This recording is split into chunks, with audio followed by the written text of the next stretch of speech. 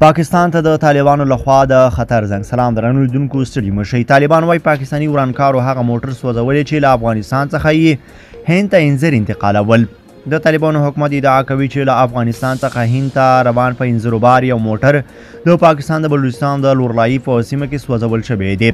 د طالبانو ریاست الوزرا د اقتصاد مرستیال خاص سکرتر عبدالله اعظم نن دوشنبه اګست 28 وږي شپږمه په خپل ټویټر کې د دغه پیښې یو ویډیو خپره کړې ده. د لیکلي دي چې ورانکارو دا کار کړی دی. د وایي د دغه انځرو ارزښت 300,000 امریکایي ډالر وو. عبدالله اعظم دا یو جرم بللی دی. وایي چې دواړو هیوادونو تجارتي روابط زیانمنولی شي. هغه لیکلي دي دا په هیڅ صورت کې د منلو نه دی. کو پاکستان له افغانستان سره ښه اقتصادي او ترانزیټي روابط غواړي باید د دا ډول پیښو مخه دې ونیسي. طالبان ادعا کوي له افغانستان څخه هند ته روان په انځور بار یو موټر د پاکستان د بلوچستان د لورلایي په سیمه کې سوځول شوی دی. طالبان د دغې پیښې ویډیو خپره کړې ده. ویلي دي چې ورانکارو دا کار کړی دی. وایي د دغه انځورو ارزښت 300,000 ډالر وو. پاکستاني مقاماتو لا په دې اړه څه نه دي ویلي.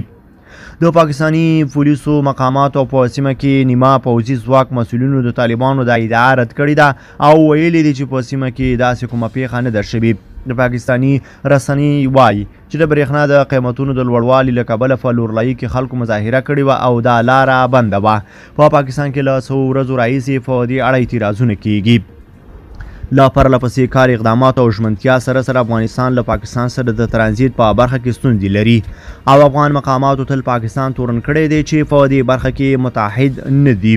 همدارس په تیر وخت کې افغان سوداګرو شکایت کوي چې پاکستاني مقاماتو یې په مالونو بار لارې په خپلې خاورې کې درولي دي او افغانستان ته یې نه پرېږدي.